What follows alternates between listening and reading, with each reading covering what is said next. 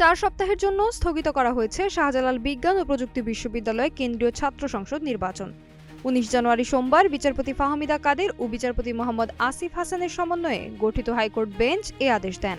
এর আগে 18 জানুয়ারি রোববার শাকসু নির্বাচনের স্বতন্ত্র প্রার্থী মমিনুর রশিদ শুভ শাকসু ও হল সংসদ নির্বাচন স্থগিত চেয়ে হাইকোর্টে রিট আবেদন করেন। রিটে বলা হয়, জাতীয় সংসদ নির্বাচনের আগে সব ধরনের নির্বাচন বন্ধ রাখার নির্দেশনা থাকায় শাকসু নির্বাচন আইনসঙ্গত নয়। উল্লেখ্য, আগামী 20 জানুয়ারি শাকসু নির্বাচন হওয়ার কথা ছিল।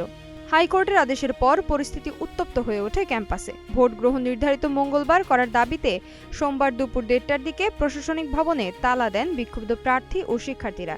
এতে উপাচার্য, উপ উপাচার্য, কোষাধ্যক্ষ সহ বিশ্ববিদ্যালয়ের শীর্ষ কর্মকর্তারা অবরুদ্ধ হয়ে পড়েন। বিক্ষোভে অংশ নেন ইসলামী ছাত্র শিবির ও ছাত্রদল সমর্থিত প্যানেলের প্রার্থী সহ বিভিন্ন স্বতন্ত্র প্যানেলের প্রার্থীরা। তারা জানান, নির্ধারিত সময়েই ভোট নিশ্চিত না হওয়া পর্যন্ত আন্দোলন চলবে। একই দাবিতে বিশ্ববিদ্যালয় ফটকের সামনে সিলেট সুনামগঞ্জ সড়ক অবরোধ করা হলে সৃষ্টি হয় যানজট। এদিকে জাতীয়তাবাদী শিক্ষক ফোরাম নির্বাচন বর্জনের ঘোষণা দিলেও জামায়াতে ইসলামীপন্থী শিক্ষকরা মঙ্গলবার ভোটের পক্ষে অবস্থান নিয়েছেন। সোনালী সাহা, নাগরিক প্রতিদিন।